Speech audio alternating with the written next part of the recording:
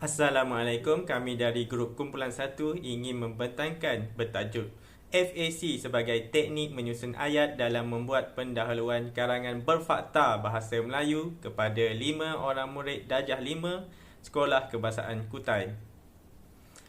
Saya Muhammad Syamil dan ahli kumpulan saya Ahmad Nazran, Muhammad Syazwan, Nur Amira dan juga Nur Amalia.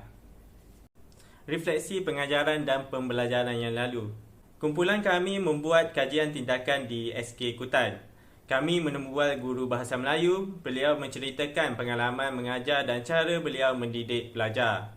Beliau menegaskan teknologi sangat-sangat membantu dalam pengajaran dari segi cepat dan budak senang untuk memahami. Antara jawapan menarik bagi saya semasa membuat tersebut ialah saya bertanya, kenapa budak gagal membuat pendahuluan?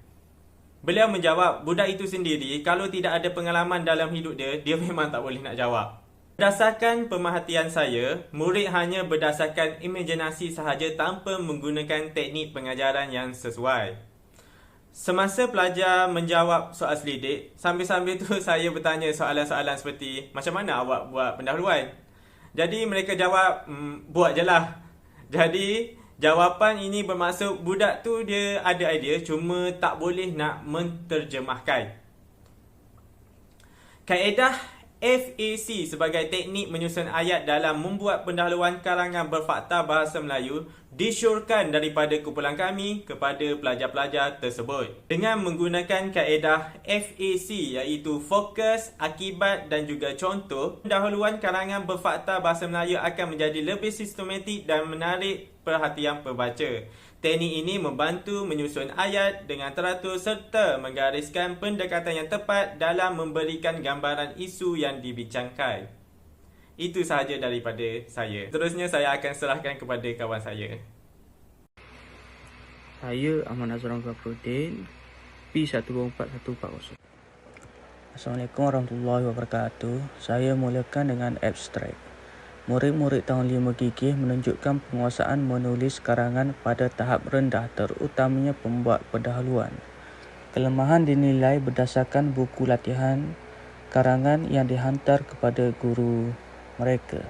5 orang murid tahun 5 gigih menunjukkan penguasaan yang paling lemah dalam menulis pendahuluan. Mereka dipilih berdasarkan pemerhatian serta keputusan ujian bahasa Melayu yang lalu. Kajian tindakan ini bertujuan untuk mencari jalan penyelesaian terbaik untuk memudahkan penulisan pendahuluan. Program intervensi menggunakan akronim FAC bagi membantu pelajar menulis pendahuluan yang menarik dan tersusun telah diperkenalkan. Dapatan menunjukkan 5 orang murid yang mempunyai masalah dalam membuat pendahuluan sebelum ini sudah mampu menulis pendahuluan yang menarik dan tersusun.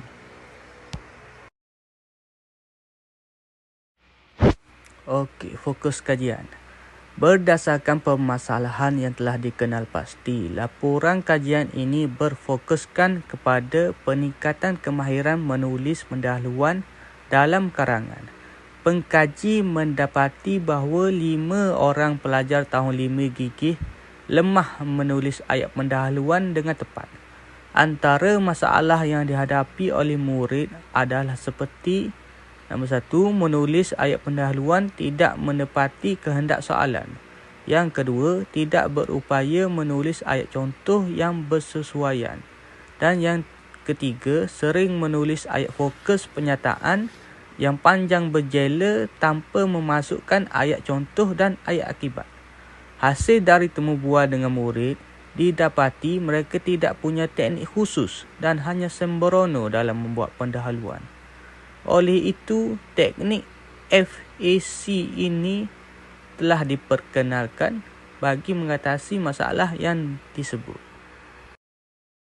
Objektif kajian terbahagi kepada 2, umum dan juga khusus. Untuk objektif umum, objektif kajian ini dilaksanakan untuk mengatasi masalah murid dalam membuat pendahuluan karangan dengan menggunakan teknik FAC sebagai teknik menyusun ayat dalam membuat karangan berfakta. Diharapkan dengan teknik ini dapat membantu murid membina pendahuluan dengan baik. Untuk objektif khusus, pertama, Mengajar murid tentang unsur-unsur penting yang harus ada dalam pendahuluan yang baik. Kedua, meningkatkan pemahaman murid tentang tujuan pendahuluan dalam karangan bahasa Melayu dengan menjalankan kajian tindakan yang berfokuskan pada objektif-objektif ini. Diharapkan murid dapat memperoleh pengetahuan dan kemahiran yang diperlukan untuk menghasilkan pendahuluan karangan bahasa Melayu yang baik dan memukau. Itu adalah objektif-objektif kajian kami. Seterusnya, Kumpulan sasaran. Kumpulan sasaran membabitkan hanya sebilangan kecil murid yang sangat lemah dalam membuat karangan. Kumpulan sasaran tersebut terdiri daripada 5 orang murid tahun 5 Sekolah Kemasaan Kutan, iaitu 3 orang perempuan dan 2 orang lelaki. Murid tersebut dipilih kerana telah dikenal pasti menghadapi masalah membuat ayat yang baik dan lengkap dalam pendahuluan sesebuah karangan. Dan mereka juga adalah di antara pelajar yang tercorot dalam markah peperiksaan bahasa Melayu karangan. Oleh itu, kajian tindakan ini dilaksanakan agar murid mendapat sesuatu manfaat dan seterusnya berjaya dalam peperiksaan yang bakal dihadapi mereka. Okey, seterusnya saya teruskan dengan tinjauan awal. Instrumen yang kami gunakan dalam kajian tindakan ini ada 2. Pertama, borang soal selidik dan yang kedua adalah melalui analisis dokumen. Untuk borang soal selidik ni kami guna untuk kami mengenal pasti masalah yang murid kajian kami hadapi dalam proses untuk menulis karangan bahasa Melayu, iaitu pada bahagian pendahuluan. Seterusnya untuk analisis dokumen, kami menggunakan semakan buku latihan yang mana kami gunakannya untuk kami mengetahui sejauh mana keupayaan mereka dalam menulis bahagian pendahuluan karangan. Dan melalui analisis dokumen juga, kami akan gunakan hasil dapatan analisis dokumen ini untuk dijadikan sebagai rujukan prestasi murid sebelum dan selepas intervensi diperkenalkan. Seterusnya untuk tata cara mengutip data untuk borang soal selidik. Pertama, kami akan mengadakan borang soal selidik yang telah kami sediakan kepada murid-murid kajian kami. Sebelum murid-murid kajian kami ini menjawab soalan tersebut, kami akan memberikan sedikit penerangan bagi setiap soalan. Dan untuk analisis dokumen pula, kami menggunakan analisis ataupun semakan buku latihan. Kami akan mengumpul buku latihan murid-murid yang terlibat dan kami akan memilih karangan yang bersesuaian untuk dianalisis teknik dan cara mereka menulis pendahuluan karangan tersebut. Seterusnya, untuk tata cara menganalisis data bagi borang soal selidik, kami akan merekodkan jawapan bagi semua murid kajian kami ke dalam satu jadual yang sama dan kami akan meneliti jawapan bagi setiap soalan yang ada dalam borang soal selidik tersebut. Dan untuk jawapan borang soal selidik, murid-murid perlu menjawab soalan berdasarkan 5 pilihan jawapan yang mana kami menggunakan pilihan skala Likert. Untuk skala 1, sangat tidak setuju, skala 2, tidak setuju, skala 3, tidak pasti, skala 4, setuju dan skala 5, sangat setuju. Okey, ini adalah 5 soalan dalam borang soal selidik kami yang mana soalan pertama, adakah kamu suka mengarang karangan bahasa Melayu? Soalan kedua, adakah kamu suka dengan cara cikgu mengajar kamu menulis pendahuluan? Soalan yang ketiga, adakah kamu mengalami masalah dalam membuat pendahuluan? Soalan yang keempat, adakah kamu faham teknik pendahuluan yang guru kamu ajarkan kepada kamu? Dan untuk soalan yang kelima, bolehkah kamu memberi contoh apa yang perlu ada dalam pendahuluan? Dan di sebelah ini adalah jawapan daripada 5 orang murid kajian kami. Seterusnya, untuk tata cara menganalisis data bagi semakan buku latihan, dari segi pemilihan karangan, kami memilih karangan jenis berfakta, dan dari segi soalan karangan, kami memilih secara rawak soalan tersebut. Dan di sini adalah contoh penulisan karangan daripada murid kajian kami. Berdasarkan data ini, kami akan analisis bagaimana cara mereka menjawab atau bagaimana cara mereka menulis pendahuluan. Seterusnya, untuk dapatan tinjauan awal bagi borang soal selidik, kami dapati untuk soalan 1 dan 2, nilai min bagi kedua-dua soalan ini adalah tinggi, yang mana menunjukkan bahawa murid-murid kajian kami suka mengarang karangan bahasa Melayu dan mereka juga tidak mempunyai masalah dengan cara guru mereka mengajar mereka menulis pendahuluan. Tetapi untuk soalan 3, 4 dan 5, kami dapati bahawa untuk soalan 3, murid-murid kajian kami mempunyai masalah untuk membuat pendahuluan, yang mana nilai min bagi soalan ini adalah 3.8. Untuk soalan keempat, adakah kamu faham teknik pendahuluan karangan yang diajar? Nilai min bagi soalan ini adalah 2.4, yang mana sederhana, menunjukkan bahawa murid kurang faham akan teknik yang diajarkan kepada mereka. Dan kami juga dapati bahawa murid-murid kajian kami tidak dapat memberi contoh apa yang perlu ada dalam karangan pendahuluan, yang mana untuk soalan 5 ini nilai min adalah 2.6, yang mana interpretasi dia adalah sederhana. Baiklah, seterusnya untuk dapatan tinjauan awal bagi kali ini adalah melalui semakan buku latihan untuk murid-murid sampel.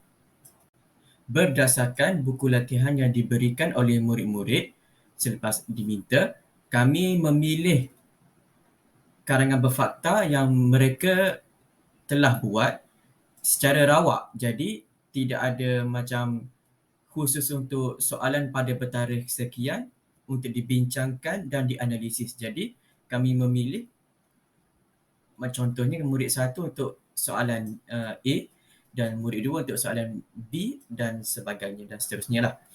Jadi melalui itu kami mengutamakan soal karangan berfakta yang jelas menunjukkan ketidakpenguasaan untuk seorang murid tersebut. Jadi kita tengok seperti yang dalam jadual yang tertera menunjukkan sampel pendahuluan yang diambil dari buku latihan murid-murid sasaran. Murid 1 atau murid pertama yang kami dapati, sampel pendahuluan dalam buku latihannya seperti berikut. Punca pencemaran udara berlaku disebabkan oleh asap kenderaan, asap kilang pembakaran terbuka dan lain-lain lagi. Akibat pencemaran udara ini menyebabkan kita akan mendapat pelbagai penyakit seperti gatal-gatal, sakit jantung dan sebagainya. Okay, untuk menganalisis pendahuluan murid 1, murid 1 jelas menguasai penulisan ayat majmuk dan dilihat tidak mengaplikasikan teknik pembinaan 3 ayat tunggal seperti mana yang diajarkan oleh guru Cikgu Muhammad yang memperkenalkan teknik penggunaan 3 ayat tunggal untuk pendahuluan karangan berfakta. Jadi dia lebih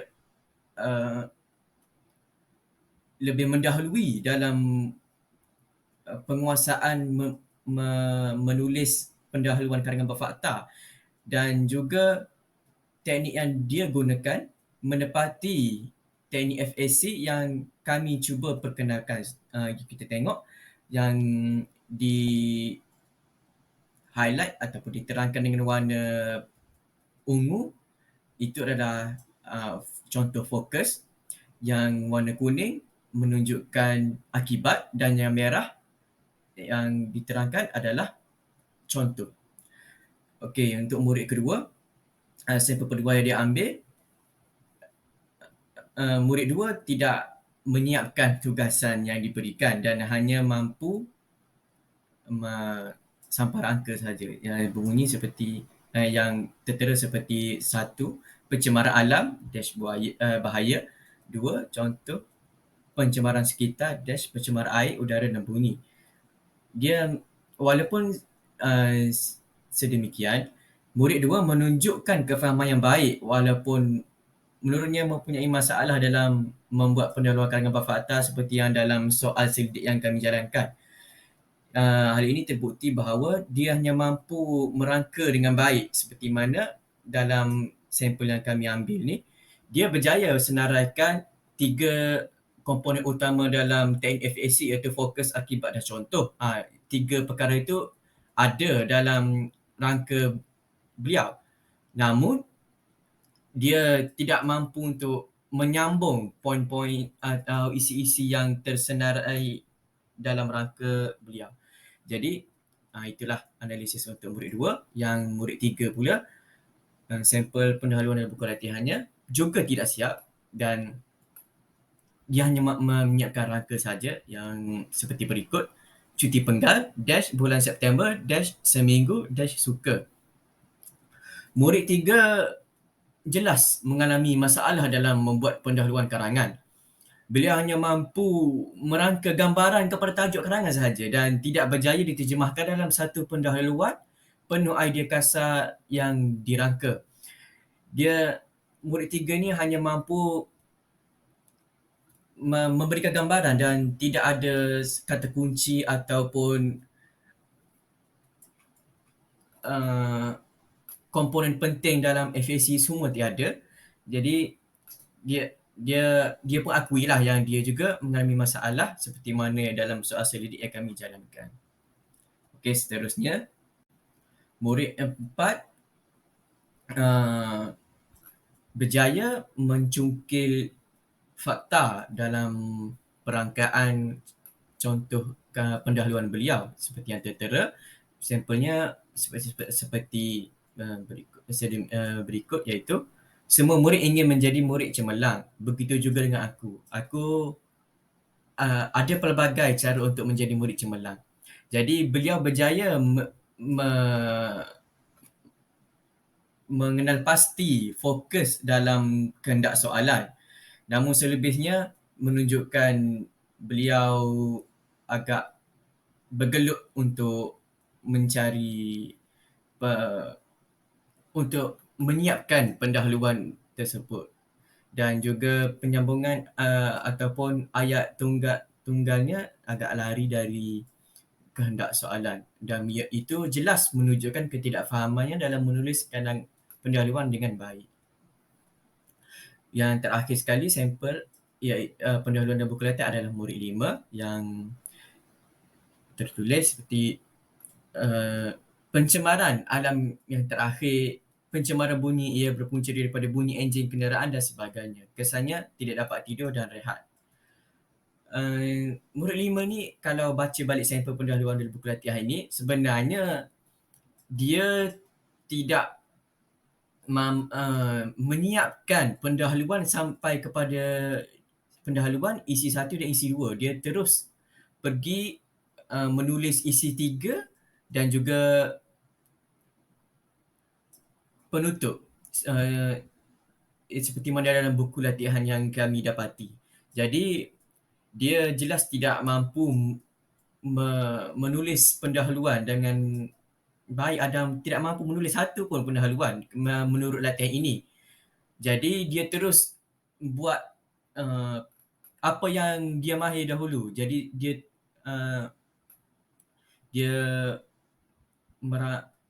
dia menulis isi karangan yang terakhir dan menutup karangan berfakta tersebut dengan kesimpulannya.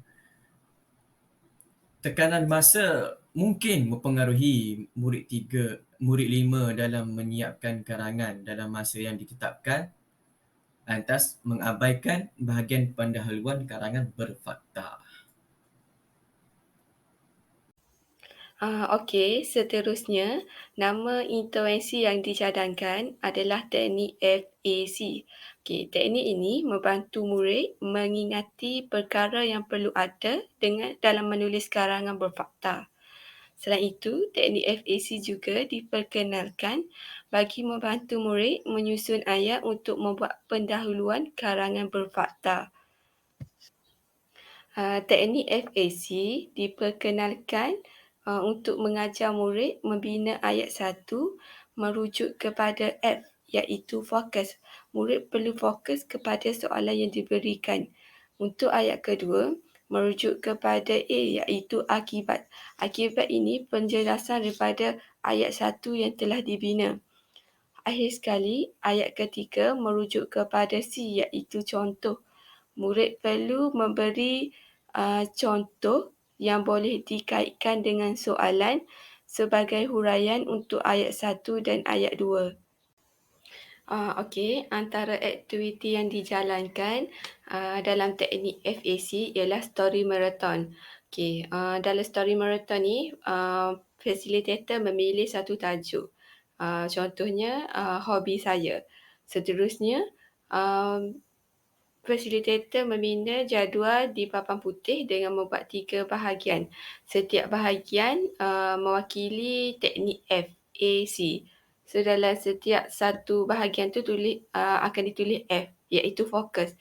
Kemudian ditulis A iaitu akibat dan ditulis C iaitu contoh. Kami meminta murid datang ke hadapan membina ayat berdasarkan tajuk yang diberikan. Murid perlu membina ayat yang sesuai mengikut teknik FAC yang mereka peroleh untuk membina ayat.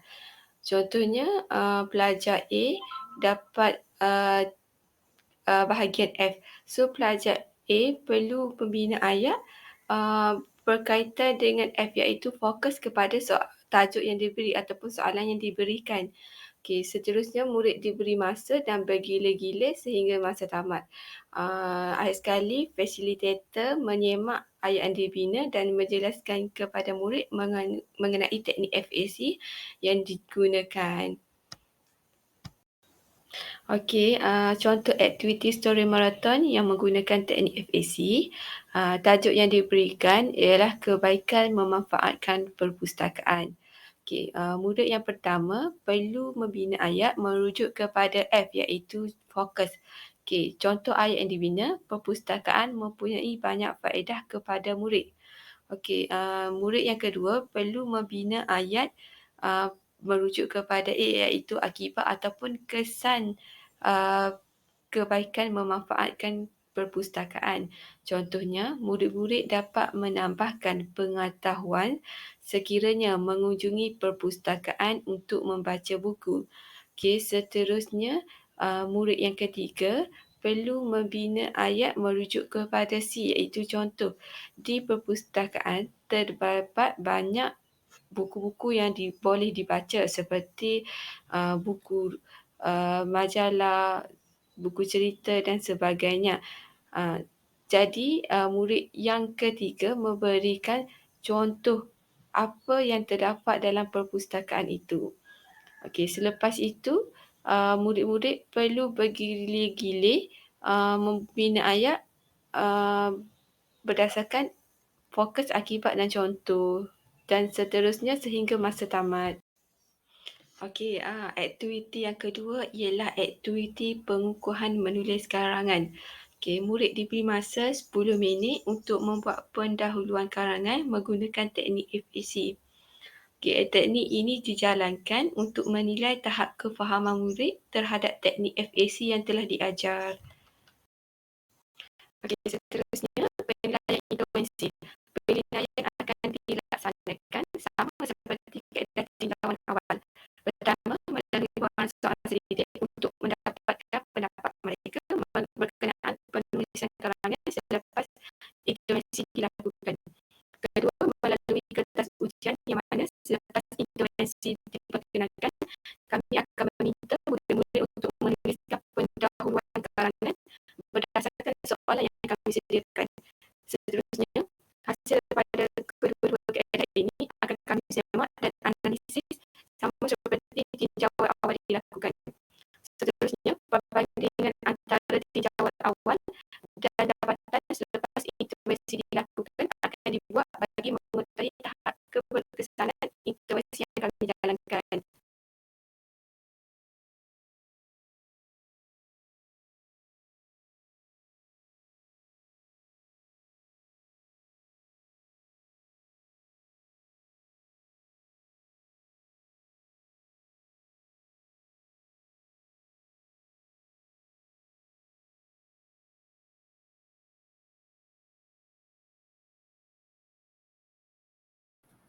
Baik, seterusnya pergi kepada cartagan yang kami rangkakan untuk menyiapkan kajian tindakan ini.